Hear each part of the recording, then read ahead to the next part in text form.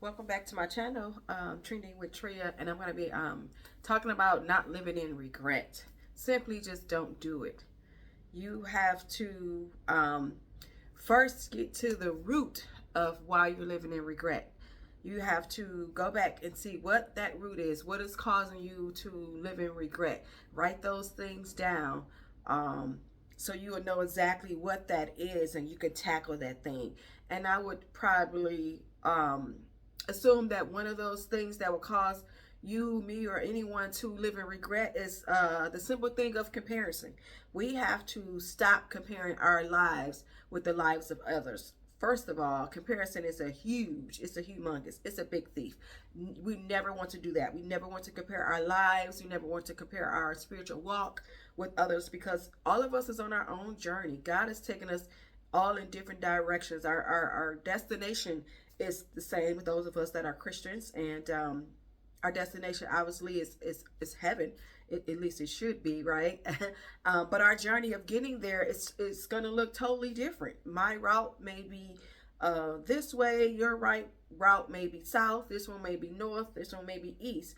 But in the end, we'll all preferably get to that final destination, but we have to stop comparing. I know for us as women, sometimes we compare our bodies. We're in the gym and we're working out and that sort of thing, and we've looked over at somebody else on the elliptical or the treadmill, and we're like, oh gosh, she's running 2 miles and I can barely get off the ground of running 2 minutes.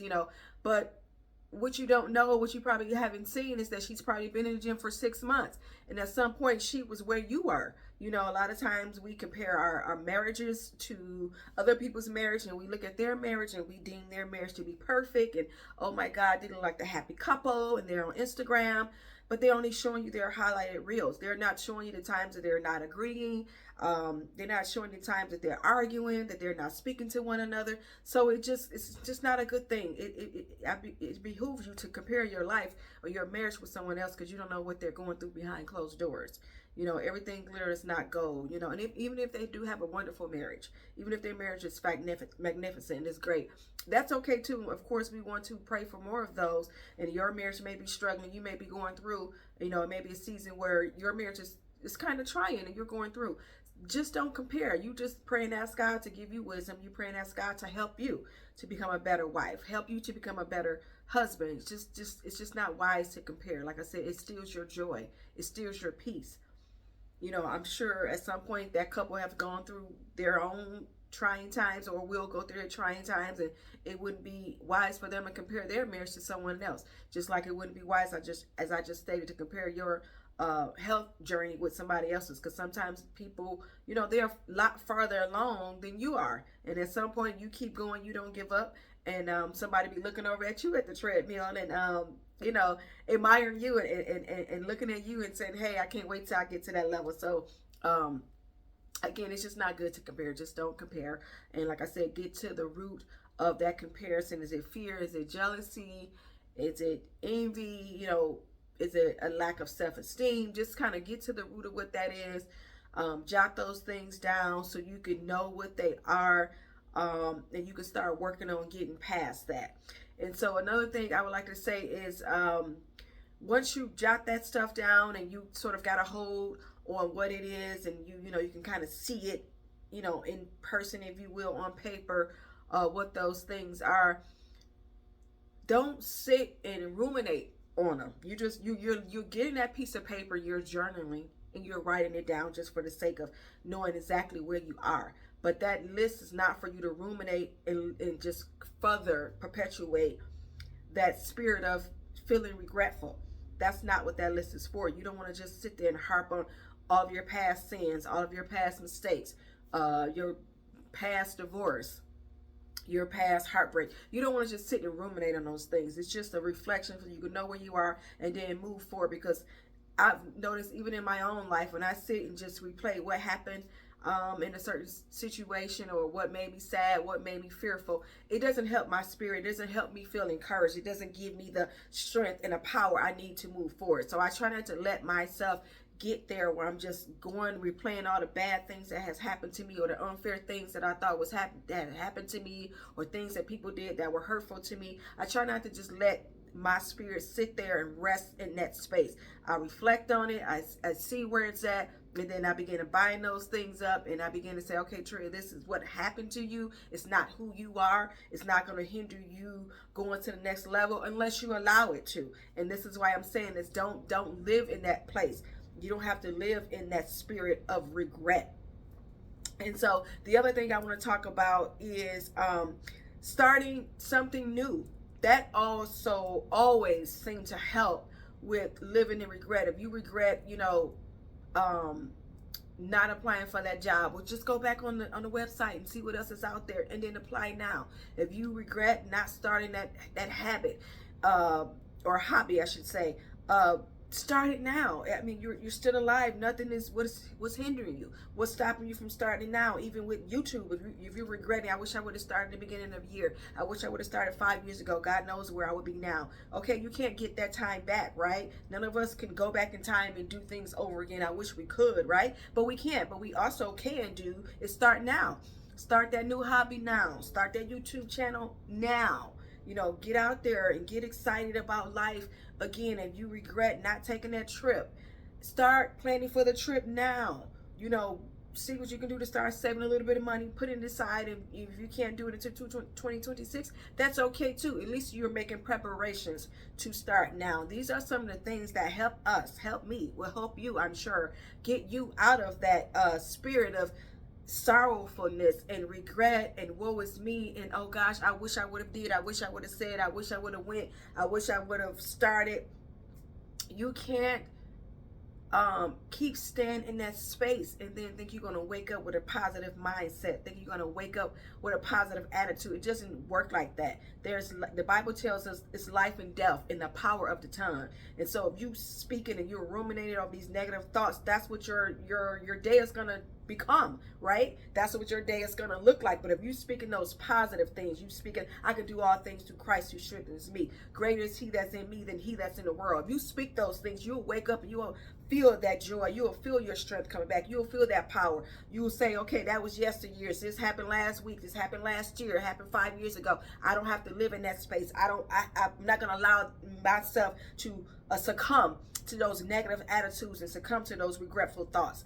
And another thing that has helped me when I find myself, or when I have found myself, I'm not there now, but when I found myself, living in these stages or moments of regret, I begin to reward myself for the things I have accomplished, the things I'm not living in regret about, and so you have to do that. It doesn't have to be anything grandiose, if you will, unless you want it to be, but it could be something as simple as taking yourself out to dinner to reward yourself. Hey, I made it another day.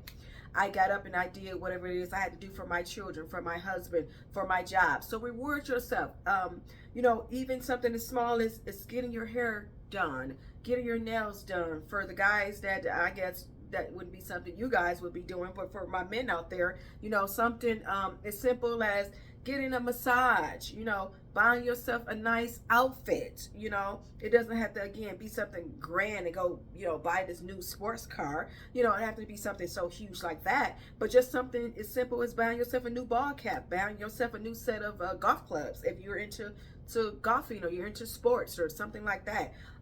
So rewarding yourself for how far you have come, rewarding yourself for the things you have taken charge of in your life to make yourself better. And so again, in this season, we're coming up upon slowly but surely, right?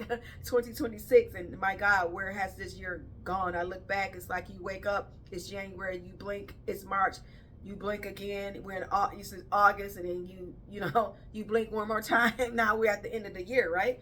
And so I don't want you all to go into 2026 living in regret, crying, as my mother would say, over spilled milk. You can't put it back in the carton, right? Once it's on the ground, that's it. There's nothing you could do about it, but you can do something about your future. You can do something about where you are going now. And if you don't like the way you look, and you say, well, I'm too big or whatever, you can create yourself a diet plan. If you say, I don't know how to do that, everything is taught on Google and YouTube, right? Let's just Google some recipes, Google some meal plans that you can set up and start working towards that.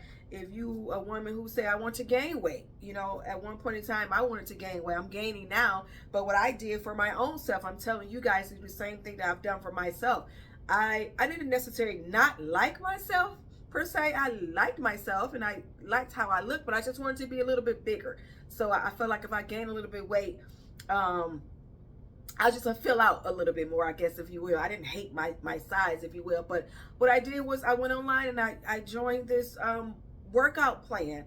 And they set me up on this meal plan. And gosh, I'm almost like exhausted, right, with eating. And you may be thinking, what? What are you talking about? No, it is small people, men and women out there that, you know, want a bigger physique. They want more muscles. They want more muscle mass. They want to put on weight. And so whether you know it or not, it's putting on weight is just as hard to me. You know, it's trying to lose weight. You still have to go through the whole things of meal planning and eating at a certain time and working out and cutting out this or adding that. So it's work. It's, you know, it's not gonna, it's work is what I'm saying. And so my point is, whatever it is that you're trying to do, rather than keep going month after month, year after year, living in regret about I wish I coulda, I shoulda, woulda, coulda. Just do it. Just go and do whatever it is that you want to do for yourself. If you want to, like I said, get in the gym, sign up for a membership. You may not, you know, can go, let's just say 5 days a week. You probably only can go a day a week. That's a start. So you're not living regret. Another year goes by and you say, gosh, I wish I would have gotten in the gym. Just do it. It's like Nike signs say, just do it. Just get out there. Just do it. So you're not living in this spirit of woe is me. You're not living in this spirit of regret. So get out there, reward yourself, stop comparing your life with other people's lives. You have great points about yourself and great things that's going on in your life just like they do. You have maybe not so great things just like I don't. I have things in my life that I'm praying about and I'm asking God to change certain things in my life. But while I'm waiting on him to do the work or do his part, because I'm trying to do my part, that's what I'm going to do. I'm not going to sit there and live in regret. What I can change, I'm going to change, is what I'm saying. It doesn't, you know, benefit myself. It doesn't benefit you just sitting there living in regret. Just do whatever it is you need to do so you can stop that those ruminating thoughts about woulda, coulda, shoulda, and oh my God, I wish I could do it. You can do it. Just do it now. Get out there and just do it.